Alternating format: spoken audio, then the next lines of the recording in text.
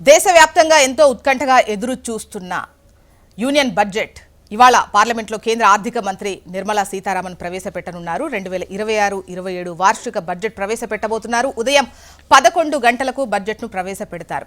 లోక్సభలో బడ్జెట్ ప్రవేశపెట్టిన తర్వాత బడ్జెట్ ప్రతిని రాజ్యసభలో ప్రవేశపెడతారు. ఈసారి బడ్జెట్లో వృద్ధి వేగాన్ని కొనసాగిస్తూనే సంక్షేమ పథకాలకు ఆర్థిక క్రమశిక్షణకు మధ్య ప్రభుత్వం సమతుల్యత పాటించనుందా?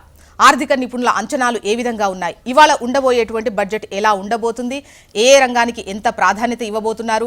మూలధన వ్యయం ఏ విధంగా ఉంటుంది? ఓవరాల్గా ఆదాయ వ్యయాలు వివిధ రంగాల యొక్క ప్రాతిపదికన వేటికి ఎంత ఇంపార్టెన్స్ ఇస్తారు? అండ్ దాంతోపాటు ఈ సంవత్సరంలో జరగబోయేటువంటి 5 రాష్ట్రాల ఎన్నికలకు సంబంధించి ఆ రాష్ట్రాల బడ్జెట్ కేటాయింపులు ఏ విధంగా ఉంటాయి? ముఖ్యంగా మన తెలుగు రాష్ట్రాలకు సంబంధించి యూనియన్ బడ్జెట్లో ఏ విధమైనటువంటి కేటాయింపులు ఉంటాయి అన్న దానిపై ఆసక్తికర చర్చ నడుస్తున్నటువంటి క్రమంలో డిస్కస్ చేద్దాం. గెస్టులు కూడా సిద్ధంగా ఉన్నారు.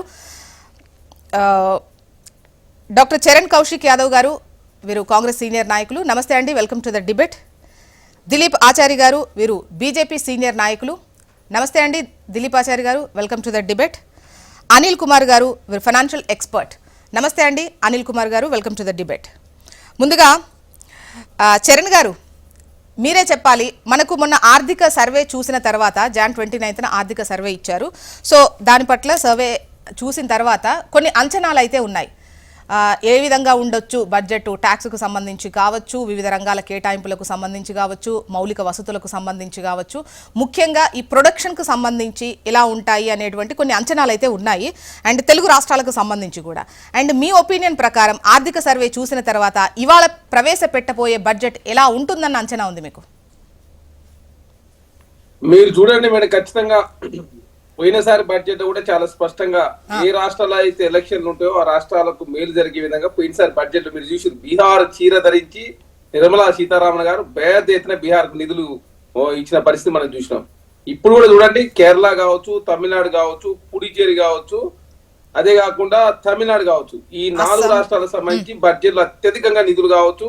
ఆ రాష్ట్రాల సెంటిమెంట్ సంబంధించిన వ్యవహారాలు ఖచ్చితంగా మీరు పార్లమెంట్ లో మీరు ప్రతిబింబం అయితే చూస్తారు. ఎందుకంటే పోయినసారి బీహార్ సంబంధించిన మఖానా బోర్డు ఇచ్చిరు, పాట్నా ఎయిర్పోర్ట్ విస్తరణ నిధులు ఇచ్చిరు, భారీ ఇరిగేషన్ ప్రాజెక్టుల నిధులు ఇచ్చిరు. అదే కాకుండా బీహార్ చీర ధరించి నిర్మలా సీతారామన్ గారు బడ్జెట్ ప్రవేశపెట్టి పెద్ద ఎత్తున జాతీయ స్థాయిలో చర్చ జరిగింది. అదే కాకుండా తెలుగు రాష్ట్రాలకు సంబంధించి ఇప్పటికే చాలా అడిగినాం మనం కూడా. ఎందుకంటే మూసి పునరుజ్జీంపజేయడం కోసం 6,000 కోట్ల రూపాయలు సాయం చేయండి అని చెప్పేసి మెట్రో విస్తరణ సంబంధించి ఫేజ్ 2, ఫేజ్ 3కి సంబంధించి కేంద్రం 10% వాటా మాత్రం ఉంది, 50% భరించండి. లక్నో మెట్రో విస్తరణ కేంద్రం 50% భరిస్తుందని. అదే కాకుండా త్రిబుల్ కావచ్చు, త్రిబుల్ రైల్ రింగ్ కావచ్చు, 4 సిటీ నిర్మాణం కోసం కావచ్చు, ఎక్స్ప్రెస్ హైవేలు 12 లైన్ల నిర్మాణం కోసం, అదేవిధంగా ఏదైతే ఆంధ్ర రాష్ట్రానికి తెలంగాణ అనుసంధానం చేస్తూ, ఎందుకంటే డ్రై పోర్ట్ నిర్మాణం కోసం తెలంగాణ రాష్ట్రంలో పోర్టుల అనుసంధానంలో భాగంగా 12 లైన్ల రోడ్లు కావచ్చు. అదే కాకుండా తెలంగాణ సంబంధించి దాదాపు 1,20,000 కోట్ల రూపాయలకు సంబంధించి కేంద్రం నుంచి ప్రత్యేకంగా కేంద్ర మంత్రులు కలిసి రాష్ట్ర ముఖ్యమంత్రి గారు కావచ్చు, మంత్రులు రిక్వెస్ట్ చేసిన పరిస్థితి మనం చూసినాం. పోయినసారి అంతంత మాత్రమే, మరి ఈసారి ఏ విధంగా ఉంటుందో చూడాల్సిన. ఈసారి కూడా అదే కూడా, ఎందుకంటే 4 రాష్ట్రాలు ఎలక్షన్ ఉన్నాయి కాబట్టి భారతీయ జనతా పార్టీ కేంద్ర మొత్తం దృష్టి అంతా ఆ 4 రాష్ట్రాల మీద ఉంటుంది. ఎలక్షన్లు వస్తున్న రాష్ట్రాలకు అత్యధికంగా నిధులు కావచ్చు, ఎలక్షన్లు వస్తున్నటువంటి రాష్ట్రాలకు సంబంధించి ఆ ప్రజలను ఆకర్షించే ప్రయత్నంలో ప్రతి బడ్జెట్ కూడా ఆ విధమైనటువంటి పొగలతో ముందుకు పోతా ఉంది. కాబట్టి ఈసారి నిర్మలా మీ అంచనా ప్రకారం ఇప్పుడు జరగబోయేటువంటి 5 రాష్ట్రాల ఎన్నికలకు సంబంధించి ఆ రాష్ట్రాలకే ప్రధానంగా కేటాయింపులు ఎక్కువ చేసేటువంటి అవకాశం ఉంది అని అంటారు. మీరు చూడండి, 11 గంటల తర్వాత అదే అర్థమవుతుంది. ఆ రాష్ట్రాలకు సంబంధించిన సెంటిమెంట్లు ఉంటాయి, ఆ రాష్ట్రాలకు సంబంధించినటువంటి నిధులు ఉంటాయి, ఆ రాష్ట్రాలకు సంబంధించి ప్రత్యేక పోషకాలు ఉంటాయి. ఎలక్షన్ వస్తున్న రాష్ట్రాలు ఒక విధంగా, ఎలక్షన్ రాని రాష్ట్రాలకు ఒక విధంగా కేంద్రం వ్యవహరిస్తా ఉన్నది చాలా స్పష్టం. దానిలో భాగంగా మనం ఇప్పటికే చాలా బడ్జెట్లలో అది వాస్తవ రూపం దాల్చింది.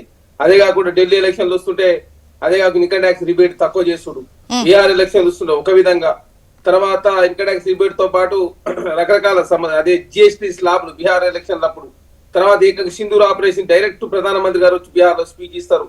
మీరు రకరకాల విధానాలతోటి కేంద్రంలో ప్రతిసారి బడ్జెట్ సందర్భంగా భారతీయ జనతా పార్టీ అంటే చరణ్ గారు ఆ ఎన్నికల టైంలో అయినా కూడా జిఎస్టీ స్లాబ్ల సవరణ ఏదైతే జరిగిందో, కుదించబడ్డాయో, ఇవన్నీ మరి దేశం మొత్తానికి యూజ్ అవ్వదా మేడం?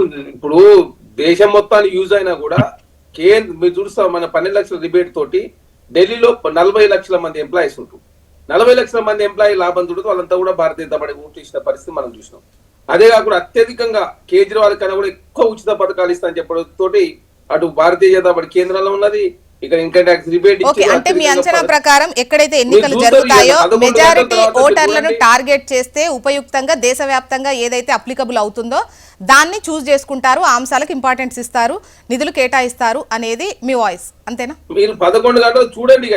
చూద్దాం. ఏదైతే మనం మాట్లాడుకున్నామో అది పునరావృతం. ఎందుకంటే మీరు సింగోల్ సంబంధించి పార్లమెంటు ప్రారంభం సందర్భంగా సింగోల్ తీసుకొచ్చి పెట్టారు.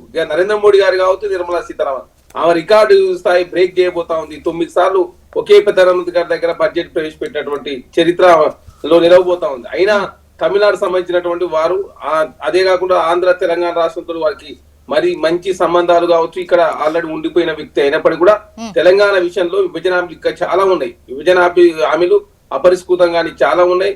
చాలా కావాలని చెప్పి అడిగిన గతంలోనేమో డిపిఆర్లు ఇస్తలేరు, ప్రోగ్రెస్ రిపోర్ట్ ఇస్తారని చెప్పారు. కానీ ఇప్పుడు ప్రోగ్రెస్ రిపోర్ట్ ఇస్తున్నాం, డిపిఆర్లు ఇస్తున్నాం, ఇవి కావాలి, ఇట్లా ఇప్పుడు మన తెలుగు రాష్ట్రాలకు ముఖ్యంగా తెలంగాణకు సంబంధించి మీ అంచనా ఎట్లా ఉంది? ఎక్స్పెక్టేషన్ అంటే కేటాయింపులు ఏ విధంగా ఉంటాయని అనుకుంటున్నారు, ప్రాజెక్టుల వైజ్ కావచ్చు, ఓవరాల్ గా తెలంగాణకు సంబంధించి? అదే మేడం, తెలంగాణకు సంబంధించి ఇప్పటి వరకు మనం చాలా ఒకటి కాదు, నవోదయ స్కూల్ మొదలు పెడితే, అదేవిధంగా కేంద్రీయ విద్యాలయాలు మొదలు పెడితే చాలా తెలంగాణకి ఏం కావాలి. అదే కాకుండా ఐటీఐ ప్లేస్ లో అడ్వాన్స్ ట్రైనింగ్ ఇన్స్టిట్యూషన్ తీసుకొచ్చినాం, కేంద్రం సాయం కావాలని చెప్పి కోరినాం. ఒకటి కాదు, యంగ్ ఇండియా స్కూల్ మేము తెలంగాణ రాష్ట్రం ఇంట్రొడ్యూస్ చేసినాం, దానికి కూడా నిధులు కావాలని చెప్పేసి అడిగినాం.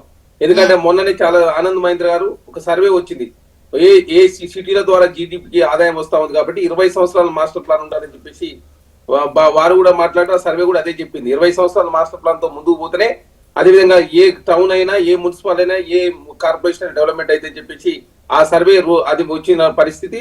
దానిలో భాగంగా 2047 లక్ష్యంతో కాంగ్రెస్ ప్రభుత్వం ముందుకు పోతా ఉంది. ఒక గ్లోబల్ సిటీ నిర్మాణంలో భాగంగా పోర్ట్ సిటీ నిర్మాణం కోసం కాంగ్రెస్ ప్రభుత్వం ముందుకు పోతా ఉంది. అదే కాకుండా ఇప్పటికే జిహెచ్ఎంసీ మనం విస్తరించుకున్నాం. ఎందుకంటే 300 కార్పొరేటర్తో దేశంలో రికార్డు స్థాయిలో అత్యధికంగా పాపులేషన్ ఉన్న పరిస్థితి మనం చూస్తాం. కాబట్టి ఆ అవసరాల తగ్గట్టు పబ్లిక్ ట్రాన్స్పోర్ట్ కావచ్చు అన్ని కూడా చాలా కేంద్రం దగ్గరికి, కేంద్ర మంత్రుల దగ్గరికి, ప్రధానమంత్రి దగ్గరికి పోయి చాలా పెద్ద ఎత్తున విన్నపాలు కావచ్చు, దానికి సంబంధించిన డిపిఆర్లు కావచ్చు, దానికి సంబంధించిన ప్రోగ్రెస్ రిపోర్ట్ కావచ్చు. మనకు జాతీయ హోదా కూడా పాలమూరు రంగారెడ్డి జాతీయ హోదా అడిగినాం ఇంతవరకు. అదేవిధంగా పోతిరెడ్డి, అదేవిధంగా పాలమూరు రంగారెడ్డి జాతీయ హోదా అడిగింది, ఇప్పుడు జాతీయ సంబంధించిన ప్రాజెక్ట్ కు ఇంతవరకు ఊసేయలేదు. అదే కాకుండా జాతీయ ప్రాజెక్ట్ కావచ్చు, తర్వాత మన సమ్మక్క సారకు కూడా మనం జాతీయ హోదా ఇయ్యాలని చెప్పేసి అడిగినాం. కానీ ఓన్లీ జస్ట్ 3 కోట్ల 70 లక్షలు మాత్రమే